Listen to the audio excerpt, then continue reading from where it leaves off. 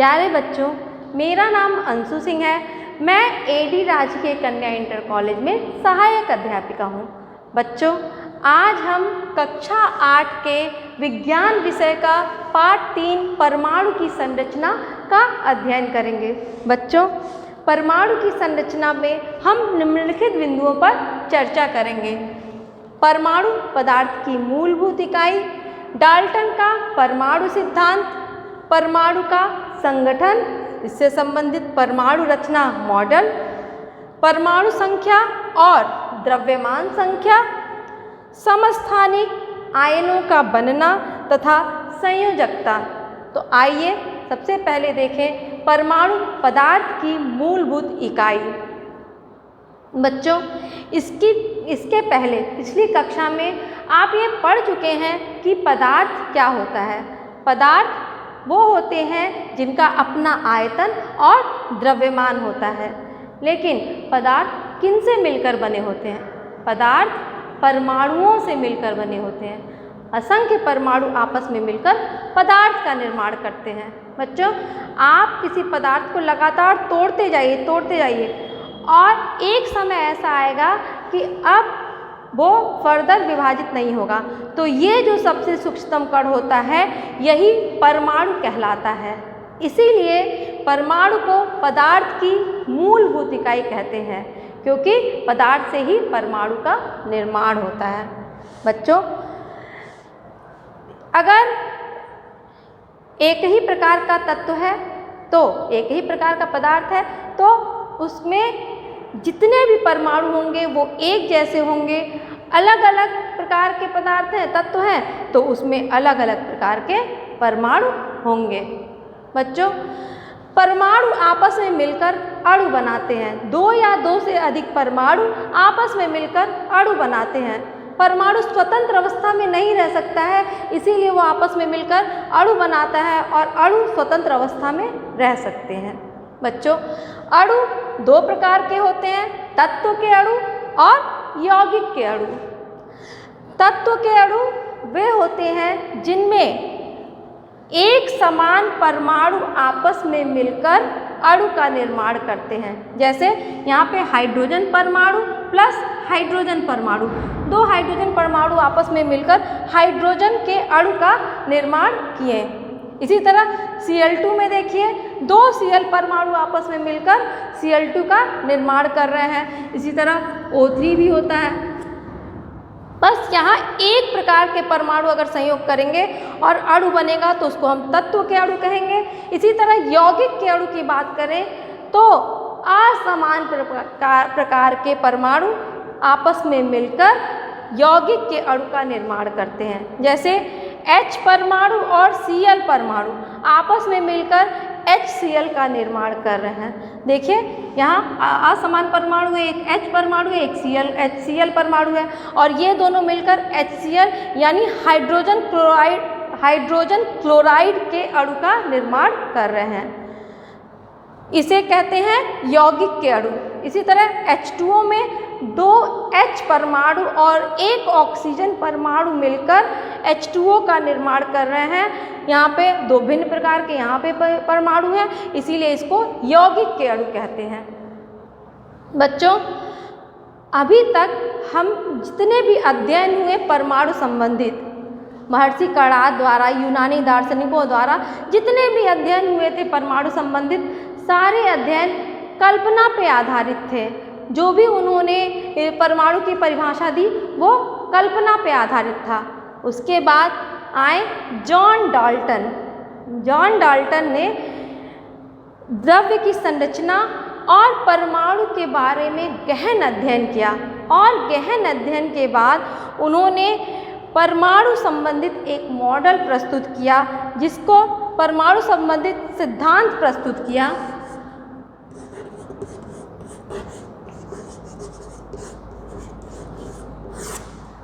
जिसे डाल्टन का परमाणु सिद्धांत कहते हैं। बच्चों, डाल्टन के परमाणु सिद्धांत के अनुसार परमाणु अविभाज्य होता है। परमाणु पदार्थ का सबसे सूक्ष्मतम कण होता है इसके पहले भी यही बात कही गई थी कि परमाणु पदार्थ का सबसे सूक्ष्मतम कण होता है, लेकिन डाल्टन ने अध्ययन के बाद ये निष्कर्ष निकाला था कि परमाणु पदार्थ का सबसे सूक्ष्मतम कण होता है। मतलब पदार्थ को हम तोड़ते जाएं तो सबसे एक समय ऐसा आएगा कि वो फिर नहीं टूटेगा। वो जो होता है परमाणु का सबसे सूक्ष्मतम कण, वो पदार्थ का सबसे सूक्ष्मतम कण परमाणु कहलाएगा। उसके बाद डाल्टन ने कहा कि परमाणु को ना तो उत्पन्न किया जा सकता है और ना ही नष्ट किया सकता है। मतलब प्रकृति में जितने परमाणु उपस्थित हैं उतने ही रहेंगे, ना हम उसको और अधिक बना सकते हैं उससे ज़्यादा या उससे कम नहीं कर सकते हैं। बस हम एक फॉर्म से दूसरे फॉर्म में उसको चेंज कर सकते हैं। उसके बाद डाल्टन ने कहा कि परमाणु पदार्थ का अविभाज्य कण होता है। पहले भी हम आपको बताए थे कि हम किसी पदार्थ को लगातार तोड़ते जाएं, एक समय ऐसा आएगा कि हम उसको फिर नहीं तोड़ सकते हैं। तो ये जो सबसे सूक्ष्मतम कण होता है वही परमाणु होता है। डाल्टन ने भी यही कहा कि परमाणु पदार्थ का सबसे सूक्ष्मतम कण होता है। उसके बाद इन्होंने बताया कि एक ही तत्व के सारे परमाणु के परमाणु क्रमांक, परमाणु संरचना एक समान होंगे, जबकि भिन्न भिन्न तत्वों के परमाणु अलग अलग होंगे और उनकी संरचना, उनका द्रव्यमान, उनका आकार अलग अलग होगा। इसी तरह डाल्टन ने बताया कि परमाणु सरल अनुपात में आपस में संयुक्त होते हैं। सरल अनुपात कहने का मतलब, अगर यहाँ पे देखिए H2 है तो एक H और एक H, दो H आपस में संयुक्त होकर सरल अनुपात में, मतलब पूर्णांक में आपस में संयुक्त होकर H2 बनाया। HCl की बात करें तो HCl में भी एक H और एक Cl आपस में संयुक्त होकर HCl का निर्माण किए।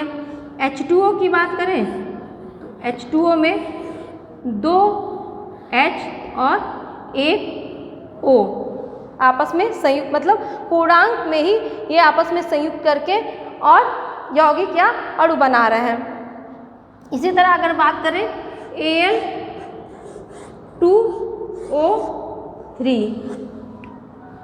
डाल्टन ने कहा था सरल अनुपात में संयुक्त करेंगे। यहाँ पे आपको दिख रहा है ये 2:3 के अनुपात में संयुक्त कर रहा है, लेकिन हम इसको इस तरह भी लिख सकते हैं कि Al1O1:1/2, Al का 1 और O का 1.5 परमाणु संयोग कर रहा है, लेकिन ये नहीं, ऐसे कभी नहीं संयोग करेगा। डाल्टन के अनुसार जब भी संयोग करेगा तो वो पूरा जो होता है, यहाँ पे 2 परमाणु Al का और O का 3 परमाणु संयोग करेगा, आधा या 1.5 परमाणु कभी भी संयोग नहीं करेंगे।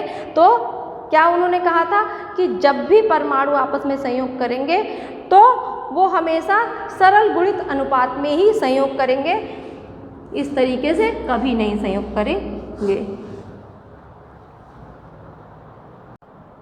बच्चों, अभी तक ये जाना गया डाल्टन के परमाणु सिद्धांत के अनुसार परमाणु अविभाज्य होता है, परमाणु को हम फर्दर विभाजित नहीं कर सकते हैं। परंतु 20वीं सदी के अंत तक अनेक वैज्ञानिकों ने इस विषय पर अध्ययन किया और ये निष्कर्ष मिला कि परमाणु की एक निश्चित संरचना होती है और परमाणु कुछ मूल कणों से मिलकर बना होता है। उनमें मुख्यतः परमाणु इलेक्ट्रॉन, प्रोटॉन और न्यूट्रॉन से मिलकर बना होता है, जिसमें इलेक्ट्रॉन परमाणु का ऋण आवेशित कण होता है। परमाणु इलेक्ट्रॉन की खोज जे थॉम्सन ने कैथोड किरणों द्वारा किया था। इलेक्ट्रॉन का द्रव्यमान हाइड्रोजन परमाणु के द्रव्यमान का 1/1837वां भाग होता है, या हम कह सकते हैं इलेक्ट्रॉन का द्रव्यमान लगभग नगण्य होता है। उसके बाद परमाणु का दूसरा कण है प्रोटॉन। प्रोटॉन की खोज सबसे पहले गोल्डस्टीन ने की थी, लेकिन प्रोटॉन को प्रोटॉन नाम रदरफोर्ड ने दिया था। बच्चों, यहाँ ध्यान देने की बात है, खोज गोल्डस्टीन ने की थी और इसको प्रोटॉन नाम रदरफोर्ड ने दिया था। प्रोटॉन परमाणु का धन आवेशित कण होता है और प्रोटॉन का द्रव्यमान हाइड्रोजन परमाणु के द्रव्यमान के लगभग बराबर होता है। क्या परमाणु का अगला कण न्यूट्रॉन है। न्यूट्रॉन की खोज चैडविक ने की थी। न्यूट्रॉन परमाणु का विद्युत उदासीन कण होता है। कहने का तात्पर्य है न्यूट्रॉन पे न धन आवेश होता है और न ऋण आवेश होता है, ये उदासीन कण होता है। और बच्चों, न्यूट्रॉन का द्रव्यमान भी हाइड्रोजन परमाणु के द्रव्यमान के लगभग बराबर होता है। बच्चों, अब हम ये जान गए कि परमाणु इलेक्ट्रॉन, प्रोटॉन और न्यूट्रॉन से मिलकर बना होता है, लेकिन परमाणु में इलेक्ट्रॉन, प्रोटॉन और न्यूट्रॉन किस प्रकार व्यवस्थित होते हैं, इससे संबंधित परमाणु रचना मॉडल में हम पढ़ेंगे। थॉम्सन का परमाणु मॉडल, रदरफोर्ड का नाभिकीय मॉडल और नील्स बोर मॉडल। बच्चों, सबसे पहले थॉम्सन का परमाणु मॉडल आया और थॉम्सन ने बताया कि परमाणु में जो धन आवेश होता है वो पूरी तरह फैला होता है परमाणु में, और उसके अंदर ऋण आवेश धंसे हुए से होते हैं। मतलब आप खरबूज लीजिए, खरबूज को बीच से काट दीजिए तो देखेंगे कि खरबूज का जो लाल वाला भाग होता है वो पूरे में रहता है और जगह जगह पर उसके काले बीज धंसे धंसे से होते हैं। थॉम्सन ने खरबूज की तरह ही परमाणु की रचना बताया कि जो लाल वाला भाग होता है उसकी तरह पूरा धनावेश पूरे परमाणु में बिखरा होता है और तरबूज के काले बीज की तरह ऋण आवेश जगह जगह पर धंसे हुए से होते हैं। और परमाणु 10⁻⁻10 मीटर व्यास में व्यवस्थित होता है, लेकिन थॉम्सन का परमाणु मॉडल एक्सेप्ट नहीं किया गया, ये प्रयोग द्वारा सिद्ध नहीं हो पाया। उसके बाद आया रदरफोर्ड का नाभिकीय मॉडल। रदरफोर्ड ने नाभिकीय मॉडल प्रस्तुत करने के लिए वो क्या किए कि सोने की एक पतली पन्नी लिए और सोने की बहुत पतली पन्नी लिए और उस पर पतली पन्नी लिए और इस पे जो होता है अल्फा कणों की बमबारी कराएं। तो अल्फा कणों की बमबारी के बाद उन्हें क्या मिला, वो देखें अब सोने के एक एटम पे अल्फा कणों का क्या प्रभाव पड़ता है देखते हैं। तो देखे वो कि कुछ अल्फा कण सीधे निकल गई, कुछ अल्फा कण अपने मार्ग से विचलित हो गई और कुछ अल्फा कण अपने मार्ग में वापस चली आई। और इससे उन्होंने निष्कर्ष निकाला कि कुछ अल्फा कण सीधे इसलिए चली गई क्योंकि परमाणु का ज़्यादातर भाग खोखला होता है। उसके बाद कुछ अल्फा कण जो अपने मार्ग से विचलित हो गई क्योंकि परमाणु के मध्य में परमाणु का समस्त धन आवेश है और अल्फा कणें भी धन आवेशित होती हैं और हम जानते हैं धन आवेश एक दूसरे को रिपेल करता है, एक दूसरे को प्रतिकर्षित करता है। इसीलिए कुछ अल्फा कण अपने मार्ग से विचलित हो गई क्योंकि परमाणु का समस्त धनावेश नाभिक में होता है या मध्य में होता है। उसके बाद उन्होंने देखा कि कुछ अल्फा कण अपने ही मार्ग में वापस आ गई। इसका निष्कर्ष ये निकला कि परमाणु के मध्य में ठोस भाग होता है जिसको नाभिक कहते हैं और इसी नाभिक में धन आवेश होता है। तो उन्होंने परमाणु का मॉडल किस तरह दिखाया कि परमाणु के मध्य में धनावेश है और इसके चारों तरफ इलेक्ट्रॉन चक्कर लगा रहे हैं। लेकिन रदरफोर्ड का परमाणु मॉडल भी एक्सेप्ट नहीं किया गया क्योंकि वो ये नहीं एक्सप्लेन कर पाए कि परमाणु के चारों तरफ इलेक्ट्रॉन किस प्रकार चक्कर लगा रहा है, क्योंकि रदरफोर्ड के मॉडल के अनुसार परमाणु में नाभिक के चारों तरफ इलेक्ट्रॉन अगर चक्कर लगा रहा है तो चक्कर लगाते लगाते उसकी ऊर्जा लगातार कम होती जाएगी और एक समय आएगा कि इलेक्ट्रॉन नाभिक में गिर जाएगा। लेकिन ऐसा नहीं होता है कि इलेक्ट्रॉन नाभिक में कभी गिरता नहीं है, वो लगातार चक्कर लगाता रहता है। इसीलिए रदरफोर्ड का परमाणु मॉडल भी एक्सेप्ट नहीं हुआ। उसके बाद आए नील्स बोर। नील्स बोर के परमाणु मॉडल के अनुसार परमाणु का समस्त धनावेश नाभिक में होता है और परमाणु के चारों तरफ इलेक्ट्रॉन बंद वृत्तीय कक्षाओं में चक्कर लगाते हैं और प्रत्येक कक्षा में इलेक्ट्रॉनों की संख्या निश्चित होती है।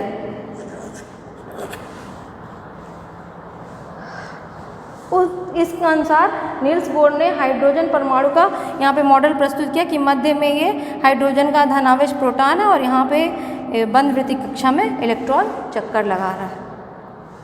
अभी तक इन मॉडलों से प्रोटॉन और इलेक्ट्रॉन की व्यवस्था पता चल पाया। यहाँ तक नील्स बोर के अनुसार हमें समझ में आ गया कि मध्य में प्रोटॉन होता है और उसके चारों तरफ इलेक्ट्रॉन बंद वृत्तीय कक्षाओं में चक्कर लगाते हैं जिसमें ऊर्जा का ह्रास नहीं होता है। उसके बाद आए चैडविक। चैडविक ने न्यूट्रॉन की खोज की थी और न्यूट्रॉन के बारे में बताया कि न्यूट्रॉन पे कोई आवेश नहीं होता है और न्यूट्रॉन भी नाभिक में ही उपस्थित होता है। तो परमाणु मॉडल कैसा हो गया कि नाभिक में प्रोटॉन और न्यूट्रॉन होंगे और इसके चारों तरफ इलेक्ट्रॉन चक्कर लगाते रहेंगे।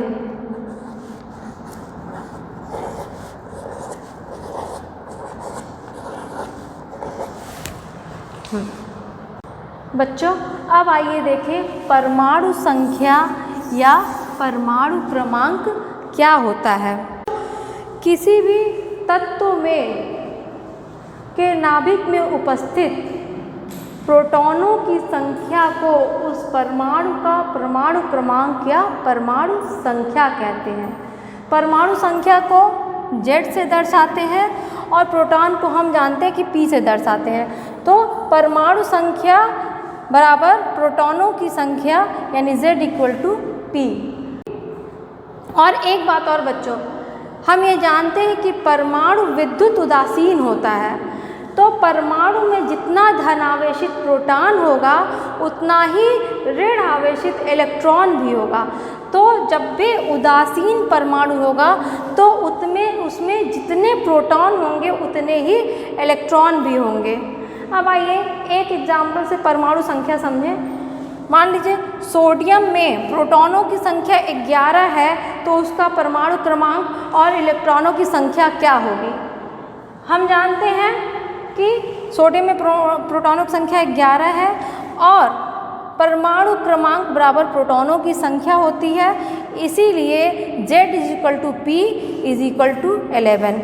तो क्या होगा, यहाँ पे सोडियम का परमाणु क्रमांक 11 होगा। और सोडियम परमाणु विद्युत उदासीन परमाणु अगर हम ले रहे हैं तो यहाँ हम जान रहे हैं उदासीन परमाणु में प्रोटॉनों की संख्या बराबर इलेक्ट्रॉनों की संख्या। तो चूँकि हम जान रहे हैं प्रोटॉनों की संख्या 11 है, इसीलिए इलेक्ट्रॉनों की संख्या भी 11 होगी। अब आइए देखिए द्रव्यमान संख्या क्या होती है। बच्चों किसी भी तत्व के परमाणु के नाभिक में उपस्थित प्रोटॉनों की संख्या तथा न्यूट्रॉनों की संख्या के योग को द्रव्यमान संख्या कहते हैं। बच्चों हम ये जानते हैं कि इलेक्ट्रॉन का द्रव्यमान नगण्य होता है, इसलिए हम उसके द्रव्यमान को नहीं लेते हैं और हम द्रव्यमान संख्या किसे कहते हैं, प्रोटॉनों की संख्या तथा न्यूट्रॉनों की संख्या के योग को द्रव्यमान संख्या कहते हैं। आइए क्वेश्चन इसे सॉल्व करें।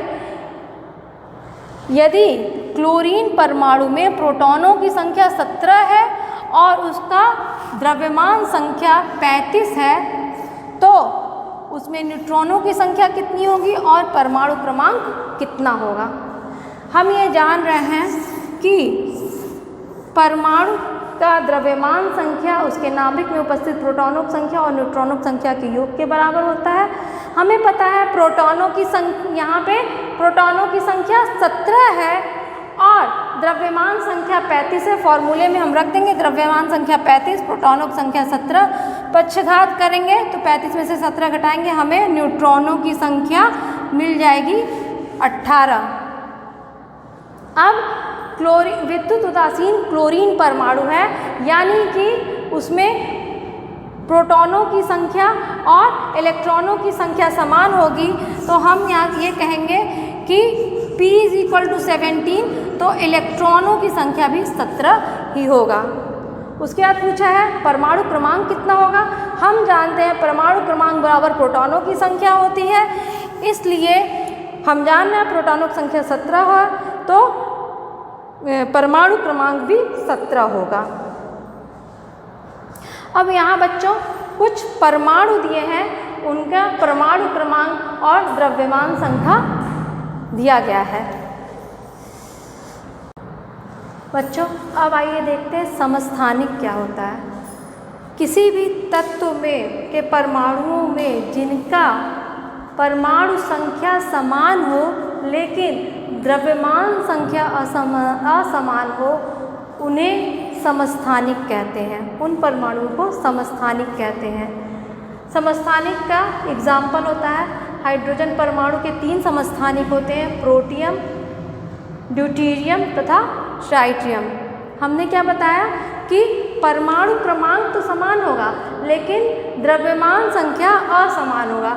आइए देखिए, प्रोटियम का परमाणु क्रमांक 1 होता है और द्रव्यमान संख्या भी 1 होती है, लेकिन ड्यूटेरियम में परमाणु क्रमांक 1 होता है और द्रव्यमान संख्या 2 है। ट्राइटियम में परमाणु क्रमांक 1 होता है और द्रव्यमान संख्या 3 होती है। तो हम देख रहे हैं इन तीनों में परमाणु क्रमांक समान है लेकिन द्रव्यमान संख्या तीनों का भिन्न भिन्न होता है।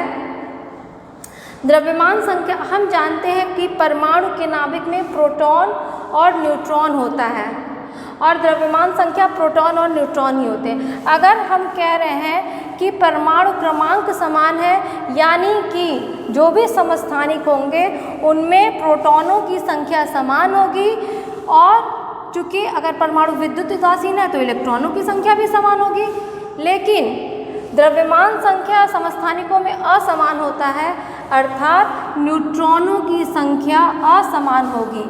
तो प्रोटियम में एक भी न्यूट्रॉन नहीं होता है, उसके बाद ड्यूटेरियम में 1 न्यूट्रॉन होता है और ट्राइटियम में 2 न्यूट्रॉन होते हैं।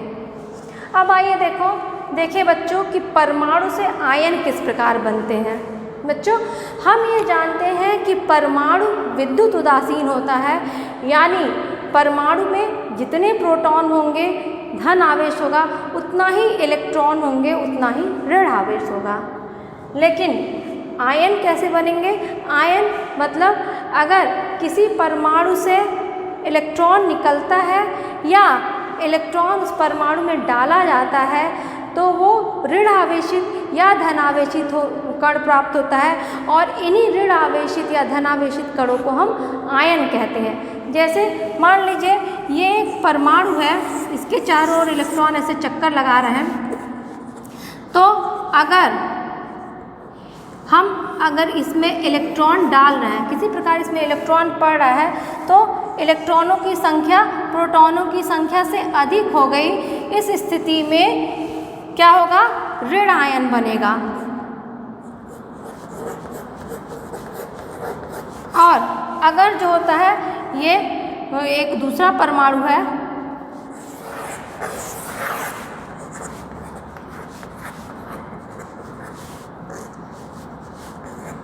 और इसमें से हम इलेक्ट्रॉन निकाल रहे हैं, अगर हम इसमें से इलेक्ट्रॉन निकाल रहे हैं तो क्या होगा कि अब जो होता है प्रोटॉनों की संख्या अधिक हो गई और इलेक्ट्रॉनों की संख्या कम हो गई, यानी कि ये जो परमाणु होगा ये क्या हो जाएगा? धन आवेशित हो जाएगा और ऐसे परमाणु को धनायन कहते हैं।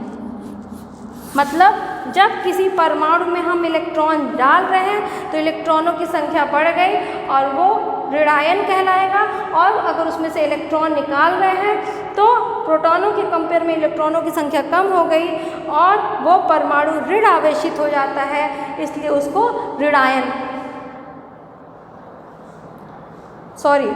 अगर हम किसी परमाणु से इलेक्ट्रॉन निकाल रहे हैं उस स्थिति में प्रोटॉनों की संख्या अधिक हो जाएगी, इलेक्ट्रॉनों की संख्या कम होगी। धन आवेशित होता है प्रोटॉन, तो क्या होगा, इलेक्ट्रॉन की संख्या कम होने से वो परमाणु धन आवेशित हो जाएगा और धनायन, इस परमाणु को धनायन या धन आवेशित कण बोलेंगे। आइए एक एग्जाम्पल से समझें। सोडियम परमाणु और सोडियम आयन, कैसे सोडियम परमाणु से सोडियम आयन बनता है, ये देखें। सोडियम परमाणु जिसका परमाणु क्रमांक 11 होता है, इससे हम जानते हैं परमाणु क्रमांक मतलब प्रोटॉनों की संख्या होती है, और चूंकि विद्युत उदासीन है तो उतना ही इलेक्ट्रॉनों की भी संख्या होगी। तो अगर सोडियम परमाणु से एक इलेक्ट्रॉन निकाल दे रहे हैं तो उस पर एक धन आवेश बढ़ जाएगा और इस तरह सोडियम धनायन बन जाएगा।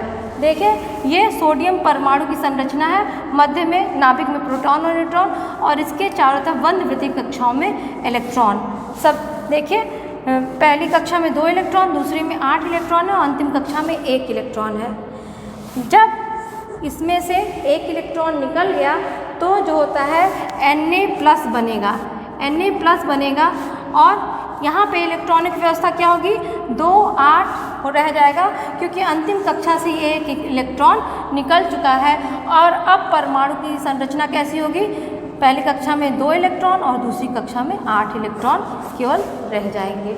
इस प्रकार सोडियम परमाणु से सोडियम धनायन का फॉर्मेशन हुआ। अब देखिए ऋणायन कैसे बनता है, तो अब एग्जाम्पल लेते हैं क्लोरीन परमाणु का। क्लोरीन परमाणु से में अगर एक इलेक्ट्रॉन आकर जुड़ जा रहा है, क्लोरीन परमाणु में कहीं से एक इलेक्ट्रॉन आकर जुड़ जा रहा है तो क्लोरीन आयन बनेगा। क्यों? क्योंकि यहाँ पे अब क्या होगा, प्रोटॉनों के कंपेयर में इलेक्ट्रॉनों की संख्या बढ़ गई तो क्लोरीन ऋण आयन का फॉर्मेशन हुआ, क्योंकि इलेक्ट्रॉनों की संख्या 1 बढ़ गई है। देखिए संरचना कैसी होगी क्लोरीन परमाणु की।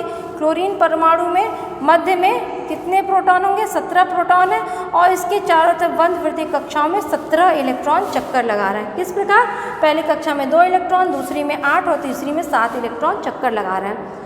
अब इसमें हम एक इलेक्ट्रॉन डाल दें, एक इलेक्ट्रॉन डालने के बाद क्या होगा, प्रोटॉनों की संख्या तो 17 ही रह जाएगी, लेकिन इलेक्ट्रॉनों की संख्या 18 हो जा रही है, यानी अब क्लोरीन ऋणायन बन गया।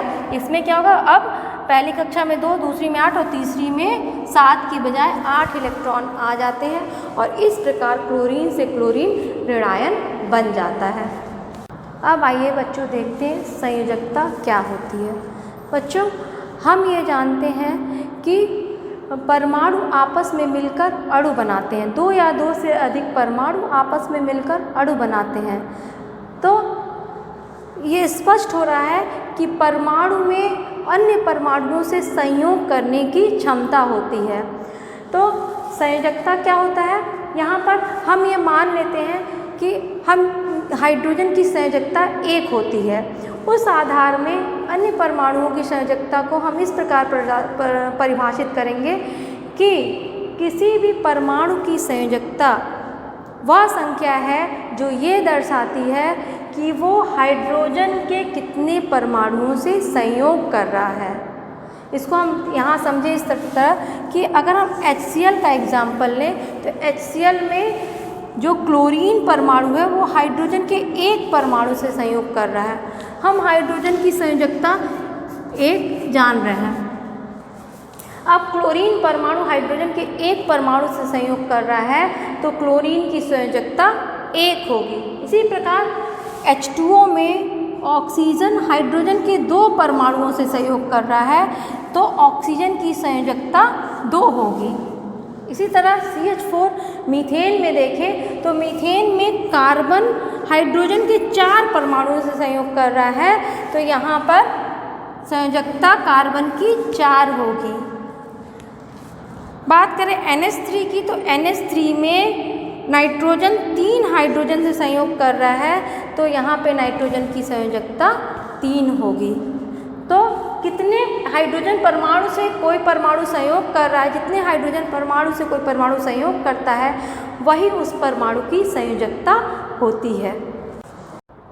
बच्चों परमाणु की संरचना से संबंधित गृह कार्य ये है, इसको आप कर लीजिएगा। आशा करती हूँ कि आपको परमाणु की संरचना पाठ समझ में आया होगा। मिलते हैं अगले पाठ के संग। धन्यवाद।